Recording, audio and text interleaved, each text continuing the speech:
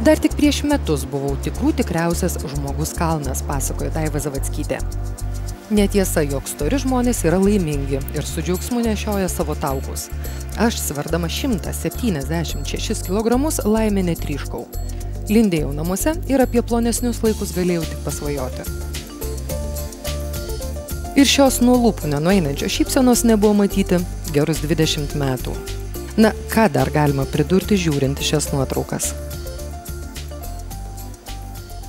Paskutinį kartą, kai nuvažiavau pas dietologą, mane nusintė pas psichologą ir žinot, ką man pasakė?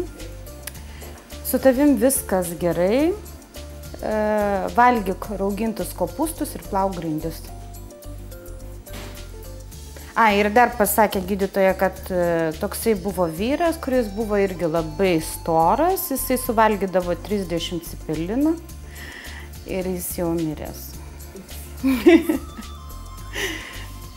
Čia su tokiais palinkėjimais išėjo iš dietologo, taip? Šitokios pagalbos sulaukiau. Tuo tarpu natūralios medicinos puoselėtoja gydytoja Jelena Tulčina, tik išvydusi 176 kg sveriančią merginą, patikino, jog raugintų kopūstų jai valgyti tikrai nereikia. Jokių liekninančių preparatų taip pat. Daivos vaistai bus maistas, tačiau tinkamas tik jai ir niekam daugiau. Yra be galo daug žmonių su antsvoriu, kurie kenčia lygiagrečiai dėl kitų susirgymų ir taip toliau, ir taip toliau.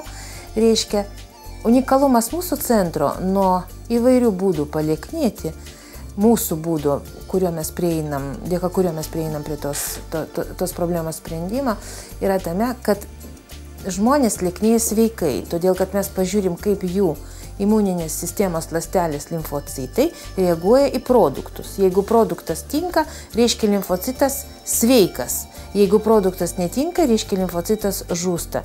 Ir dėka tų rezultatų mes sudarom mitybos programą 2-3 mėnesiam.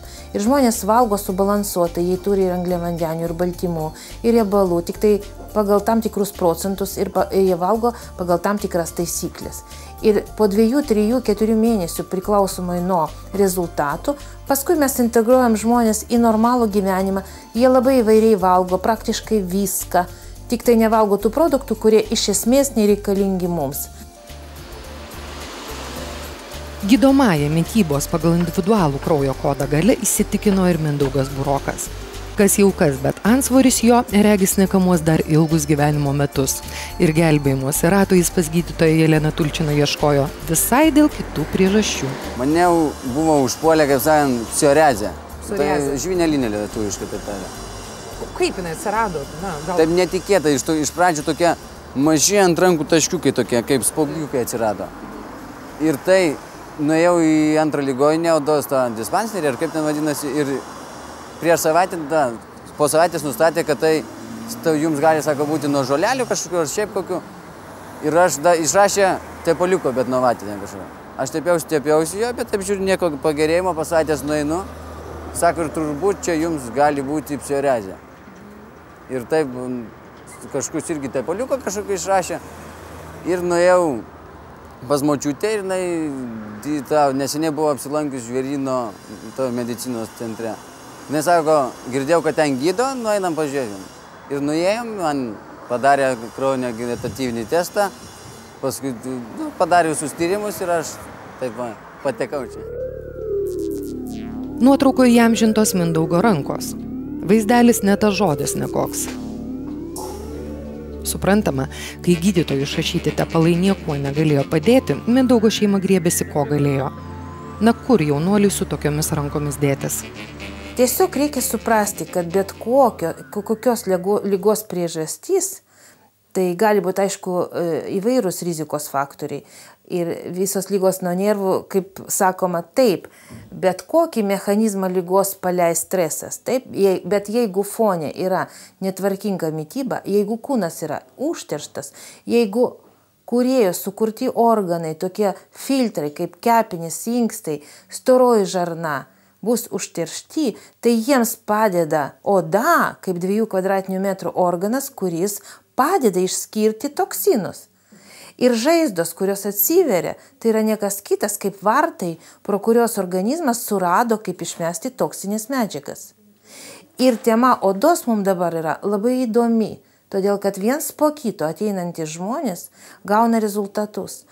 Todėl kad mes sutvarkom priežastį, mes ją pašalinam. Ne pasiekme. O priežastį, nes kada žmonės, reiškia, labai svarbus klausimas, kurį aš užduodu kiekvienam žmogui, kaip tu valgai.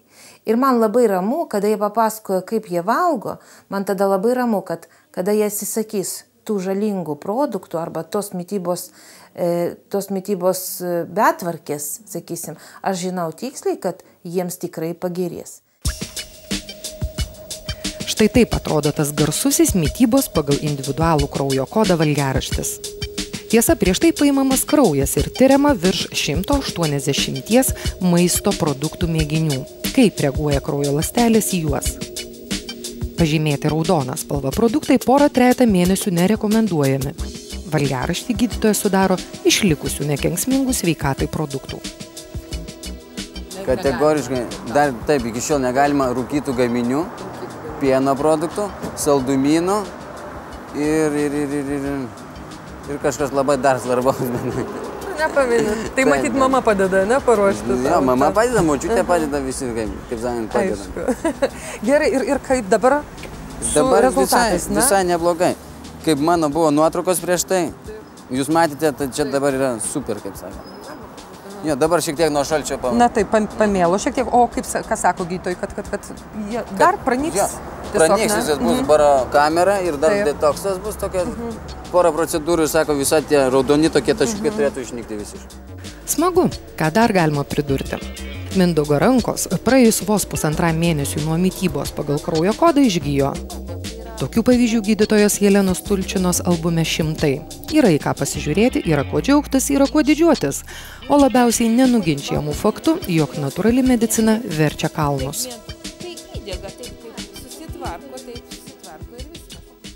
Tie, kur dietologai man nustatydavo pastoviai, kad mesti svorį, pasirodo, aš nuo to maisto storėdavau, o nelieknėdavau. Čia koks maistas buvo? Grikiai, jautiena, paukštiena, salotos, agurkai, krapai, petražalės, pieniški produktai. Visi beveik taip? Pieniški visi man produktai netinka. Ir pasirodo, aš netgi nuo kai kurių, nuo visų kruopų, išskyrus ryžiai ir miežinės, storėjau. Kiek laikiausi tų dietų, tiek aš tuo daugiau storėjau, pasirodo. Na ir kaip tie patys pirmieji tokie žingsneliai buvo, kada pradėjo kristi svoris, kada pastebėjai? Čia po žarnyno. Tik pradėjus maitintis. Tik pradėjus maitintis ir žarnyno valymas. Ir aš pati dar aplinkiniai nematė, žinot, kai didelis svoris nesimato, bet man jau iš karto taip jautėsi, kad lengviau. Taip po truputėlį Daiva lieknėjo. Sako, būdavę savaičių, kai svoris sustodavo ir niekrust. Kantrybės ir dar kartą kantrybės. Daiva sulig nelemtais kilogramais išvengė ir be prasidedančios cukralygės, odos alergijos, susitvarkė kraujo spaudimas. O prisiminus Mindaugo žvyneline nusėtų rankų atvejį, gydytoja Jelena Tulčina tai pakomentuoja labai suprantamai. Juk vaikino rankos ne pirmosios išgydytos Žvėryno natūralios medicinos centre.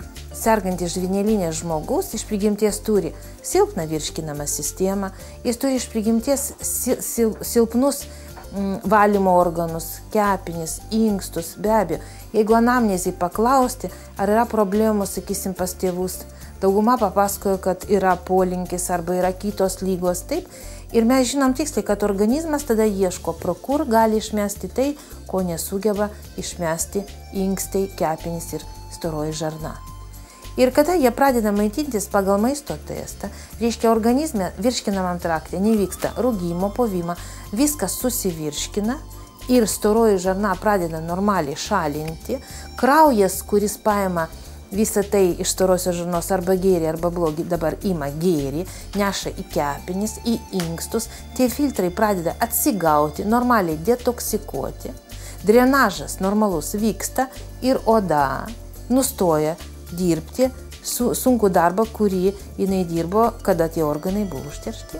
Tai Ir problema buvo ir su Mindaugu šiaip. Lygiai tas pats. Berniukas Berniukas atėjo su baisiom rankom ir po mėnesio susitvarkė. Ir tas 15-metis berniukas sėdė ir man sako, daktarė, nejaugi čia tik maistas galėjo tą padaryti. Įsivaizduojat, reiškia, jaunas žmogus suvokia šiandien. Viršsvorio albume nuotraukos menančios lieknėjimo istoriją, bet ne vien kilogramuose glūdi esmė. Kiekvienas iš šių žmonių galėtų papasakoti, atrodo, neįtikinamų istorijų, kaip su kilogramais dingo migrena, sąnarių problema, artritai, bronchinės astmos, alergijos ir dar daug kitų negalavimų. Man juokinga žiūrėti, kaip aš galėjau būti tokia, o dabar tokia. O gydytoja Jelena Tulčina dar priduria. Aš norėčiau pabaigai pasakyti tokią frazę, kad jeigu paukščiai valgytų taip kaip žmonės, gal jie ir gyventų, bet neskraidytų.